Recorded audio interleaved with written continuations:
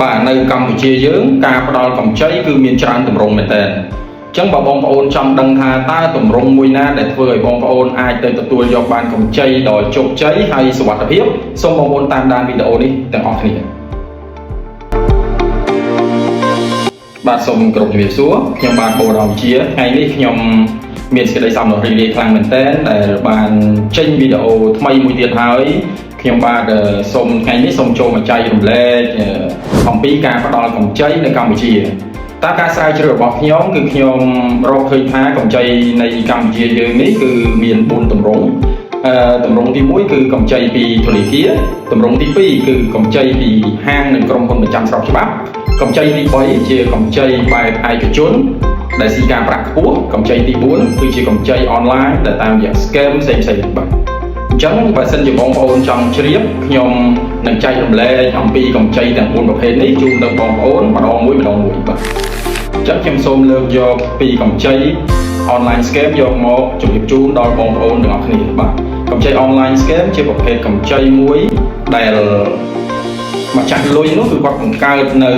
ជា page ផ្សេងៗបន្ទាប់មកគឺគាត់ទំនាក់ទំនងទៅអតិថិជនដើម្បីឲ្យអតិថិជនធ្វើការតម្លាក់នៅអត្តសញ្ញាណប័ណ្ណក៏មានក្រុមហ៊ុនមួយចំនួននោះគឺឲ្យអតិថិជនមានការថតរូបអាក្រាតផងដែរដើម្បីទុកជាបន្ទុកនៃការសងបំណុលមកវិញហើយបន្ទាប់មកគឺការប្រាក់វិញគឺលោភខ្ពស់មែនតើ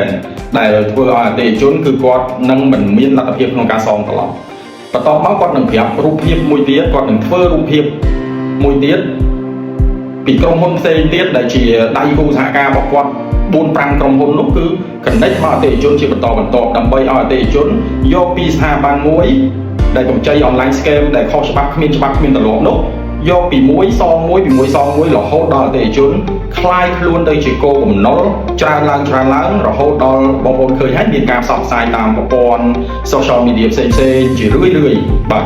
ចឹងហើយគឺបងប្អូនគួរកុំលេងជាមួយនឹងកម្ចីដែល scam online នេះឲ្យសោះនៅពេលដែលបងប្អូនយកគឺការប្រាក់ដូចជាបំណុលនឹងទៅជាមានបញ្ហាវ៉ាន់កតែម្ដងបាទកម្ចីទី2គឺជាកម្ចីដែលម្ចាស់បំណុលគឺគាត់រកទទួលទានតាំងពីយូរមកហើយតាមរយៈឪពុកម្ដាយតដល់កូននៃផ្សេងដែលជាកម្ចីមួយដែលគេហៅថាស៊ីការប្រាក់ខ្ពស់គឺគាត់ស្ថិតនៅក្នុងភូមិនៅក្នុងតំបន់មួយបន្ទាប់មកគឺគាត់សិក្សាបន្តិចបន្តួចទៅលើអតិថិជនឲ្យតែអតិថិជនគឺគាត់មានជាគេហៅថាល្អអីក៏ដោយចំណូលចំណាយមិនច្បាស់លាស់មិនក៏ដោយគឺគាត់យកលុយទៅដាក់ហើយការប្រាក់គាត់លោតពី20ទៅ30% ផងដែរដែលធ្វើឲ្យអតិថិជនគឺអាចយកសាច់ប្រាក់ទៅប្រើប្រាស់បានហើយព្រោះអីការសិក្សាគឺងាយស្រួលមែនតើចង់បានលុយគឺបានភ្លាមប៉ុន្តែបន្តមកនៅខែនីមួយៗតើបងប្អូនទៅមានលទ្ធភាពសងឯណាបើការប្រាក់រហូតដល់20ទៅ30% ឯនោះអញ្ចឹងហើយនេះកម្ចីនេះក៏ជាកម្ចីមួយដែលបងប្អូនគួរតែប្រុងប្រយ័ត្នដែរដោយសារថាគឺវានឹងកោការប្រាក់ថ្លៃទៅជាដើមហើយធ្វើឲ្យមានបញ្ហាថ្ងៃក្រោយដូចគ្នាដែលធ្វើឲ្យអតិថិជនគាត់នឹងអស់លទ្ធភាពសងផ្សេងហើយម្ចាស់បំណុលនឹង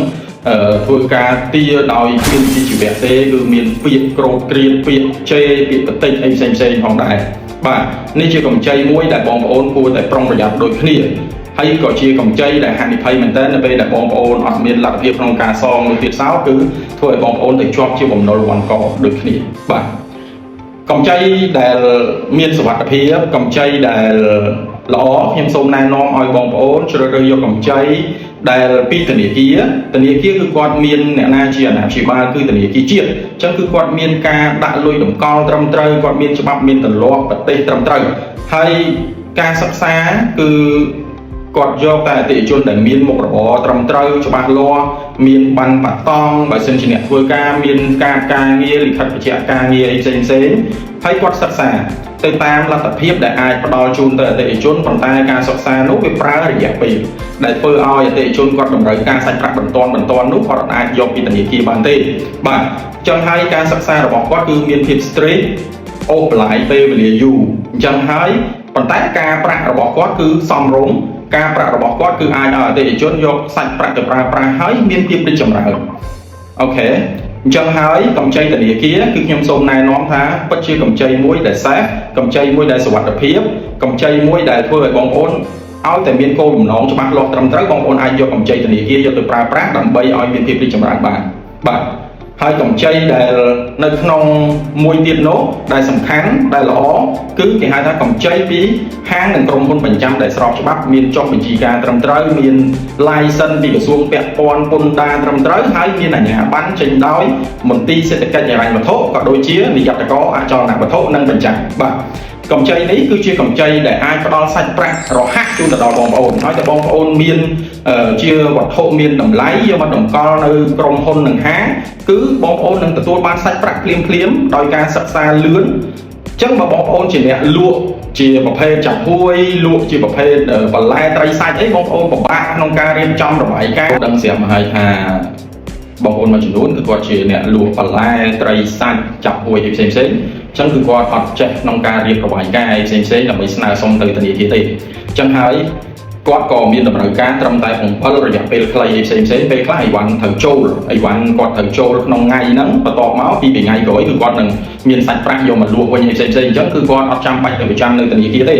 គាត់គ្រាន់តែមកនៅក្រុមហ៊ុនប្រចាំស្របច្បាប់មានរបស់ទ្រព្យយកមកតម្កល់អញ្ចឹងគឺគាត់នឹងអាចបានសាច់ប្រាក់យកទៅប្រើប្រាស់តាមតម្រូវការគាត់ក៏ចំណេញបាននៅសាច់ប្រាក់យកទៅប្រើប្រាស់លឿនហើយចំណេញបានភាគលាភពីអីវ៉ាន់របស់គាត់ហើយក្រុមហ៊ុនប្រចាំស្របច្បាប់ក៏ទទួលបាននៅការប្រាក់ពីគាត់ផងដែរដោយយើងនៅទីនេះគឺយើងបំលែងតាមអតិថិជនគ្រប់ទម្រង់ទាំងអស់អតិថិជនត្រូវការរយៈពេល1ថ្ងៃ2ថ្ងៃ1អាទិត្យកន្លះខែ1ខែ2ខែទៅ4ខែអីផ្សេងៗគឺយើងរៀបចំកុងត្រាជូនទៅអតិថិជនតាមដែលអតិថិជនមានតម្រូវការអញ្ចឹងហើយហាងប្រចាំមួយដែលស្របច្បាប់គឺយើងបោះបែនគ្រប់ទម្រង់នៅអតិថិជនរបស់យើងអញ្ចឹងនៅពេលដែលអតិថិជនគាត់មានតម្រូវការសាច់ប្រាក់រហ័សនោះគឺគាត់សុំមកក្រុមហ៊ុនប្រចាំដែលស្របច្បាប់ហើយក្រុមហ៊ុនប្រចាំដែលស្របច្បាប់នោះគឺមានអ្វីដែលបញ្ជាក់ថាស្របច្បាប់អញ្ចឹងបងប្អូនទៅដល់ទីតាំងទៅដល់កន្លែងក្រុមហ៊ុនគេគឺបងប្អូនឆែកមើលតើនៅលើអញ្ចឹងមានតាំងជាវិញ្ញាបនបត្រក៏ដូចជា license និងអាជ្ញាប័ណ្ណដែរទេអញ្ចឹងក្រុមហ៊ុនគ្រប់ក្រុមហ៊ុនបញ្ចាំដែលស្របច្បាប់ទាំងអស់គឺសិតតែ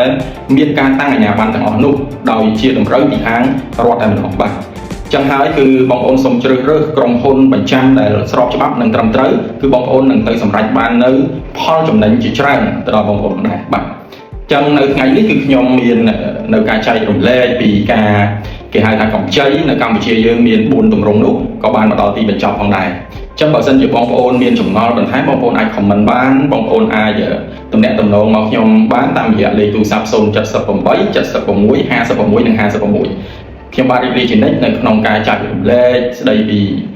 ហិរញ្ញវត្ថុមួយនេះបាទពីខ្ញុំបាទបូរដំជាសូមអរគុណសូមជម្រាបលា